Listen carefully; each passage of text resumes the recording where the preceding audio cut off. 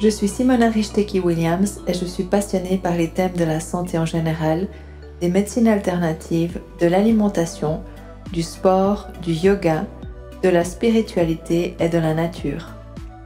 Depuis de nombreuses années, en tant que thérapeute, coach et enseignante, j'accompagne et soutiens les personnes qui souhaitent prendre leur santé et leur bien-être en main et vivre une vie épanouie. Dans les audios que j'ai créés, je souhaite partager mes connaissances sur différentes thématiques qui sont relatives à mes passions et à mon travail.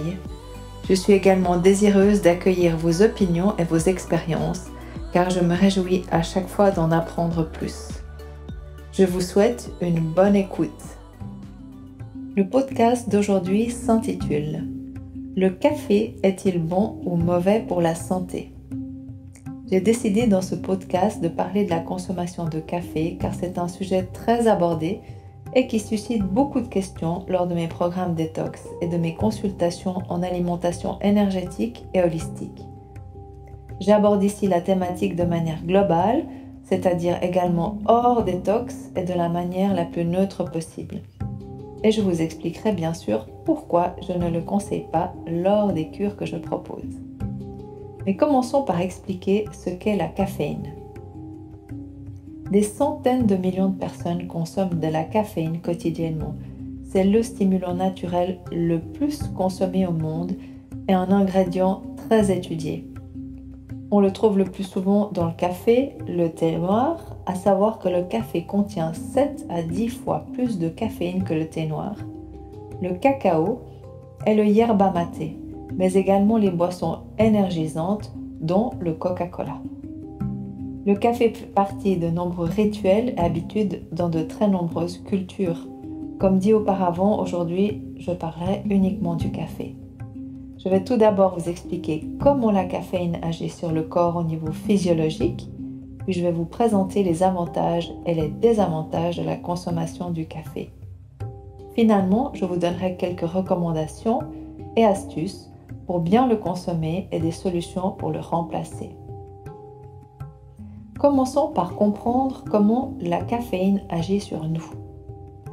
Une fois consommée, la caféine est rapidement absorbée à partir de l'intestin dans le sang.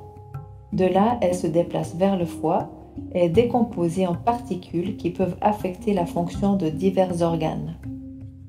La caféine agit principalement sur le cerveau. Elle fonctionne en bloquant les effets de l'adénosine, un neurotransmetteur qui détend le cerveau et provoque la sensation de fatigue. Normalement, les niveaux d'adénosine s'accumulent au cours de la journée, ce qui nous rend de plus en plus fatigués et nous donne envie d'aller dormir. La caféine peut également augmenter les niveaux d'adrénaline dans le sang et augmenter l'activité cérébrale des neurotransmetteurs dopamine et attention au terme barbare, norépinéphrine. Cette combinaison stimule davantage le cerveau et favorise un état d'excitation, de vigilance et de concentration.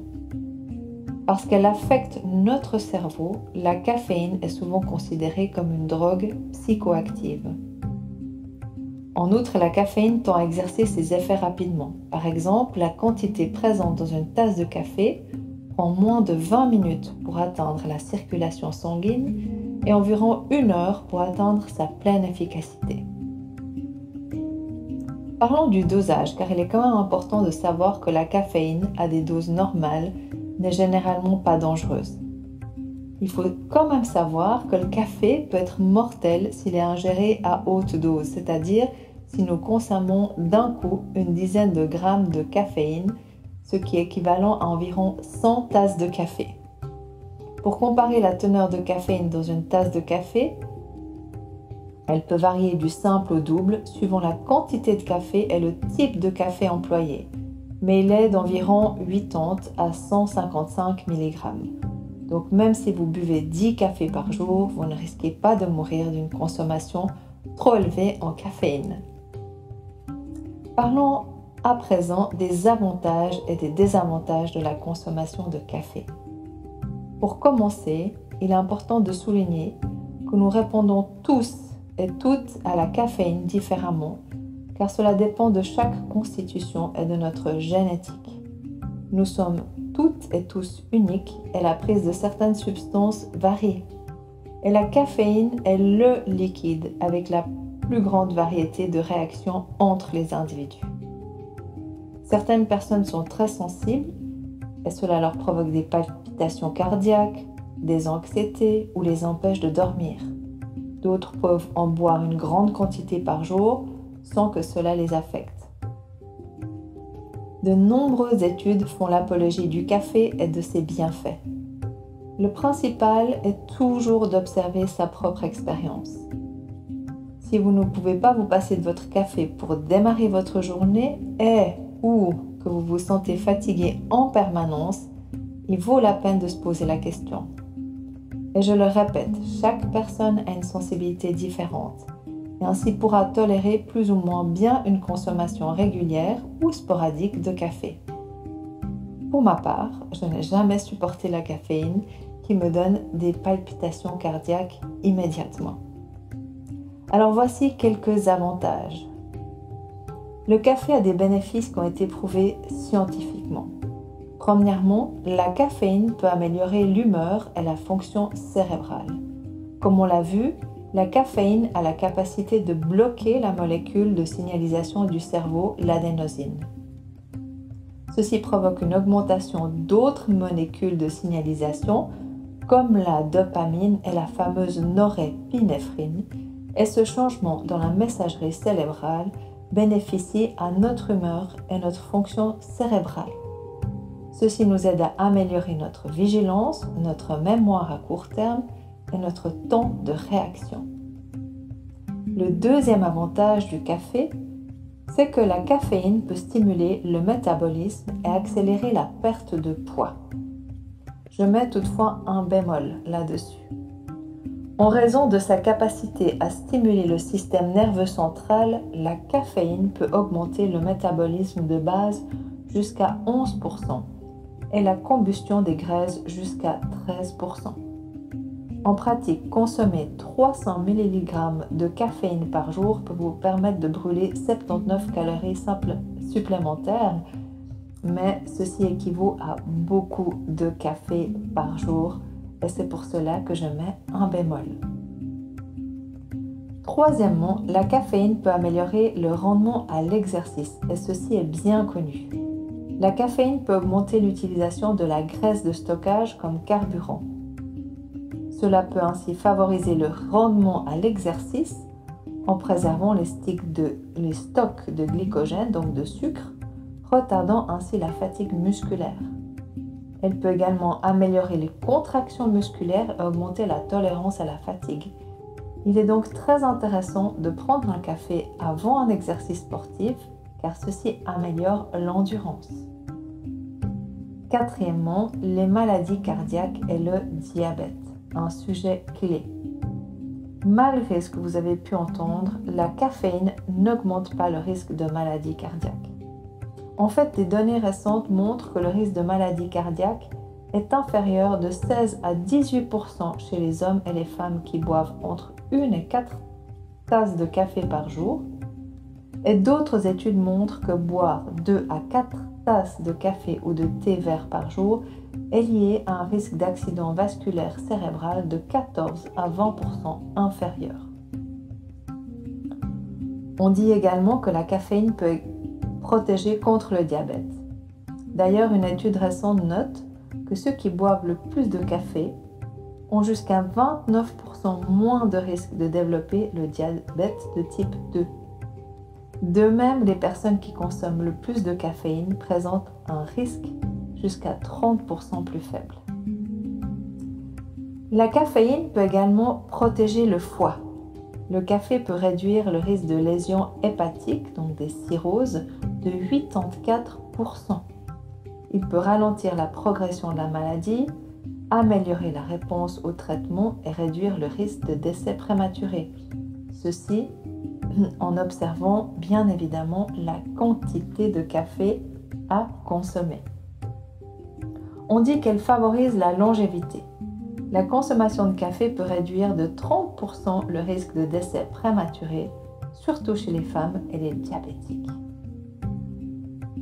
Elle réduit également le risque de cancer car elle est antioxydante. 2 à 4 tasses de café par jour peuvent réduire le risque de cancer du foie de 64% et le risque de cancer colorectal de 38%. Puis finalement, on dit que la caféine peut protéger la peau. La consommation de 4 tasses ou plus de café par jour peut réduire le risque de cancer de la peau de 20%. Voici en général les avantages de la consommation de la caféine. Mais quels en sont les désavantages? Car il y en a également. D'une part, la caféine peut induire de la fatigue chronique. Les spécialistes de la santé naturelle sont de plus en plus nombreux à faire le lien entre consommation de café et la fatigue chronique, et plus précisément l'épuisement des glandes surrénales. Comme je l'ai mentionné auparavant, le café, par sa caféine, est une substance stimulante qui met le métabolisme en état d'alerte et stimule la production d'hormones de stress, l'adrénaline. Celle-ci est produite par les glandes surrénales qui, à la longue, s'épuisent, ce qui mène à un état de fatigue chronique. Le café est également acidifiant. Il contient plus de 200 acides délétères, ce qui contribue à alourdir la charge acidifiante sur le corps, au même titre que les produits animaux, les produits laitiers, les céréales et tous les aliments raffinés. Rappelons qu'un terrain acide est propice à la maladie et aux inflammations chroniques, symptômes qui affectent la qualité de vie d'une grande partie de la population occidentale à l'heure actuelle. On dit que le café est également déshydratant. Mais dans ce cas, la réponse ne fait pas l'unanimité du monde scientifique et médical. D'un côté, on affirme que la caféine est diurétique, c'est-à-dire contient une substance qui augmente la production d'urine et qui pourrait, dans certains cas, contribuer à la déshydratation d'une personne. D'un autre, on parle simplement de risque de déshydratation si l'on boit du café régulièrement. Ici, à mon avis, il est important de faire la part des choses et de se baser plutôt sur la quantité, sachant que si la consommation quotidienne dépasse 650 mg, c'est-à-dire environ 8 cafés, la problématique pourrait être justifiée et qu'il est également judicieux d'observer l'état de la personne, par exemple les personnes déjà légèrement déshydratées, les personnes âgées, etc. Attention, le café est déminéralisant. Qu'est-ce que ça veut dire?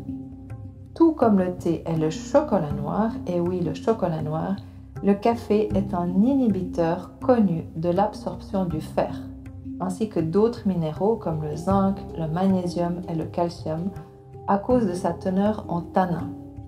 Le tanin est quant à lui un voleur de minéraux dont il a besoin pour être absorbé et digéré. Or, pour bien fonctionner, notre corps a besoin d'un bon stock de minéraux. Mais lorsqu'on boit du café, surtout à la suite d'un repas, l'absorption du fer diminue considérablement. Ainsi, une consommation excessive peut entraîner des carences. Idem pour le chocolat et le vin, qui contiennent eux aussi du tanin. Le café est indigeste, oui. Enfin, le café peut être perçu comme une aide au transit intestinal et il est pourtant indigeste, même s'il est consommé noir. Et ne parlons pas des cas où il est consommé avec du lait et du sucre. En réalité, le café peut contribuer au ballonnement, gaz, remontée acide, brûlure d'estomac et des douleurs abdominales si répandues, avant tout s'il est consommé à jeun. Car le café stimule la sécrétion de l'acide chlorhydrique.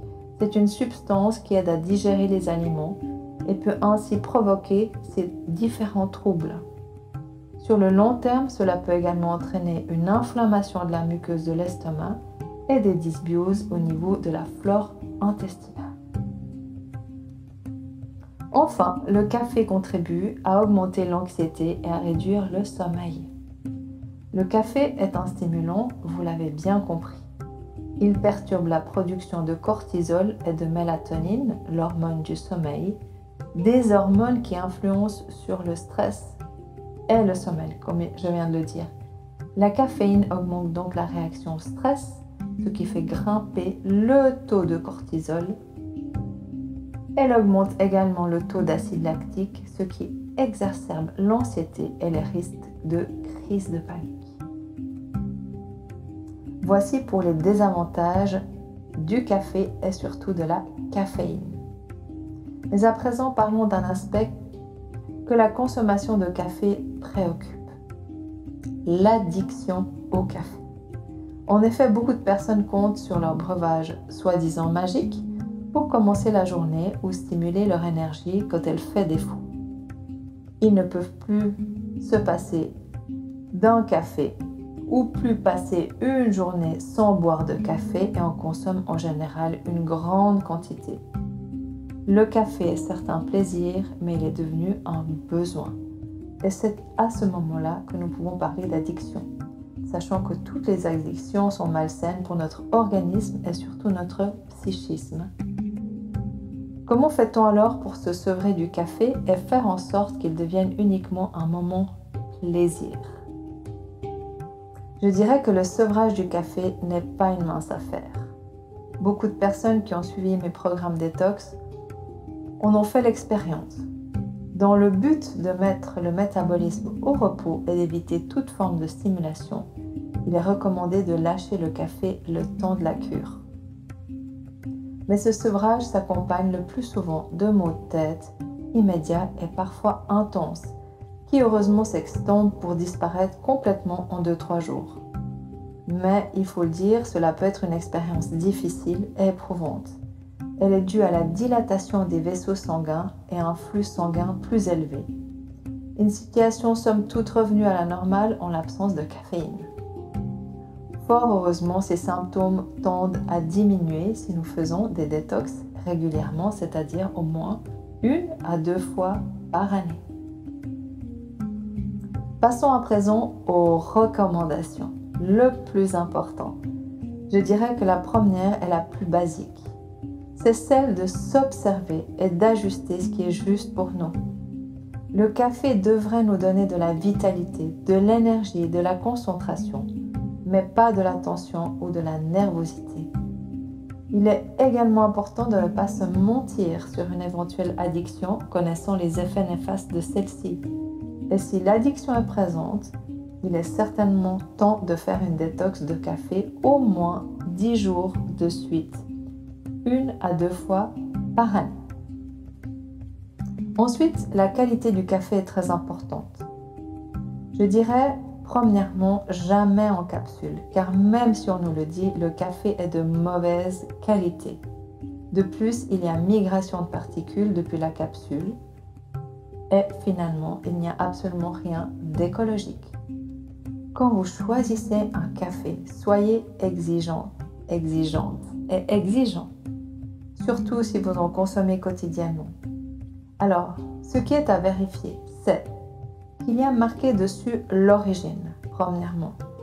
Deuxièmement, la date de la torréfaction. Troisièmement, le type de café, la variété et le label bio. Souvent, il est mieux de choisir un café de spécialité. Les cafés de mauvaise qualité ne stipulent pas forcément ces détails et sont de plus en plus torréfiés à très haute température, mélangés avec des autres variétés et on y rajoute parfois aussi du sucre, sachant que le goût à la base est mauvais. Mais où trouver alors un bon café? Alors il ne faut pas se leurrer, je pense. Il y en a rarement dans les supermarchés. Vaut mieux aller au magasin bio ou chez un particulier directement. Et une fois acheté, comment le conserver?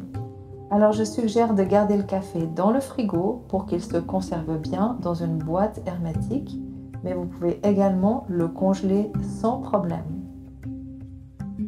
Comment le consommer?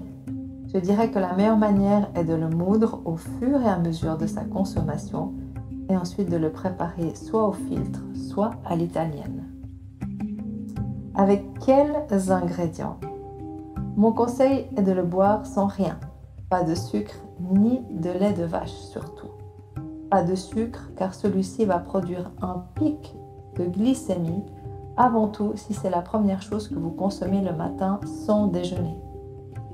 Si vous ne pouvez pas vous passer du sucré, du moins, pas encore, la stevia ou le xylitol font bien l'affaire. Ils sont tous les deux des édulcorants naturels. Si vous aimez les épices, vous pouvez y rajouter par exemple une pincée de cannelle, de gingembre, de vanille ou de la cardamome qui, elle, aide à la digestion. Quant au lait, je recommande les laits végétaux, spécialement les laits des oléagineux tels que l'amande, la noix de cajou, la pistache, mais certainement pas le lait de vache qui est pro-inflammatoire et qui, mélangé au café, est très indigeste. Et vous me direz, est le lait d'avoine ou de riz? Oui, c'est possible, sachant tout de même qu'ils sont faits à base de céréales, ce qui provoque un grand pic de glucose dans le sang et très rapidement. Dans mon entourage, je connais des personnes qui rajoutent une cuillerée à café d'huile de coco et ceci donnerait un goût délicieux en plus de vous apporter une bonne source de lipides. C'est à essayer. Comme indiqué tout à l'heure, je recommande aussi de boire le café accompagné d'un verre d'eau pour éviter une éventuelle perte hydrique. Parlons à présent des heures et des moments opportuns pour consommer votre café, ce qui est vraiment très important. Donc je dirais premièrement que pour les personnes sensibles, il est bien sûr recommandé de ne pas boire de café le soir ou avant d'aller dormir. Il est bon de s'arrêter vers 14h, 15h.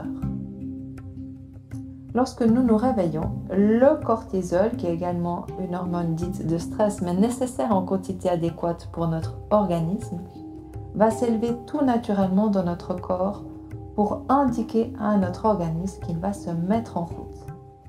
Et nous ne voulons surtout pas altérer ce rythme naturel en faussant l'information si nous consommons un café au saut du lit.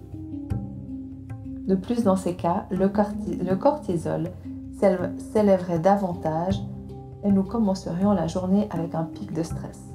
Donc le mieux est d'attendre 90 minutes en tous les cas avant de consommer son premier café et si possible après votre déjeuner. Comme je l'ai déjà commenté, boire un café juste après le repas, et ceci de manière régulière, risque de mener à une déminéralisation, ce qui est très dommage car nous consommons beaucoup de compléments alimentaires chers. Je suggère donc d'attendre au moins 30 minutes. Et pour terminer, parlons de la quantité. Je dirais 1 à 2 cafés maximum par jour pour en bénéficier et pour bénéficier de tous ces avantages extraordinaires. Voici les alternatives au café. Alors, pour avoir un goût similaire, il existe plusieurs alternatives. Tout d'abord, ma préférée, la chicorée. La chicorée, c'est une racine issue de la plante d'une très jolie fleur mauve bleutée qui est cultivée majoritairement dans le nord de la France. Elle se consomme sous forme de poudre comme du café soluble. La poudre peut également être mise dans une machine à café traditionnelle et vraiment ressembler à du café. Le goût est moins acide et plus doux et la racine également un puissant antioxydant, mais sans la caféine. Il existe également le café aux champignons, et oui, ou que l'on appelle parfois le café chaga. Il est préparé avec des champignons, le plus souvent l'hydre hérisson, le chaga justement, le reishi et le cordyceps. Ceux-ci ont un goût très similaire à celui du café. On le trouve en poudre et se prépare comme la chicorée, à essayer également. Il y a dans la gamme des produits Ringana, dont je suis revendeuse, des shots magnifiques avec une pointe de caféine qui sont à base de gingembre, de curcuma et qui sont extraordinaires, que l'on peut prendre comme des shots ou les mélanger avec de l'eau pour avoir une boisson énergisante complètement naturelle. Et voilà. Donc, alors après ces explications, je vous pose la question, considérez-vous le café un ami ou un ennemi ou un doux mélange entre les deux? Je vous laisse y réfléchir et vous retrouve bientôt pour d'autres épisodes sur différentes thématiques. Vous pouvez me suivre sur les réseaux sociaux et retrouver toutes mes infos sur mon site internet simona-r.com. Et si vous avez aimé le contenu, n'hésitez pas à partager. À bientôt!